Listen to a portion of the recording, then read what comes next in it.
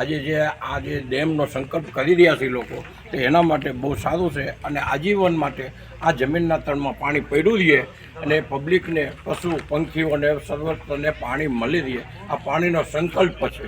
અને જેમ પાણી તળાવ ઊંડા જશે એમ પાણીનો સંગ્રહ વધુ રહેવાનો છે. અને દિલીપભાઈ સખિયાનો આભાર છે. બાકી એક વાત છે કે એને આજે જે આ પુણ્યશાળી કાર્યક્રમ આગળ વધાર્યો છે એ બદલ એમને ધન્યવાદ છે.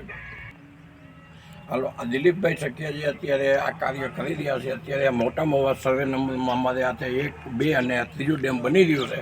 અને અંદર અત્યારે ઓલું ડેમ જે છે બહુ ઊંડું થયું છે અને હજી ઊંડું કરવાનું છે. અને આ એ ડેમ અત્યારે કેટલા વીઘામાં છે? આપણે 16 વીઘા જેવી જગ્યા, 16 વીઘા જેવું છે. અને આ અત્યારે 12 વીઘાની અંદર કાર્યરત થઈ રહ્યો છે.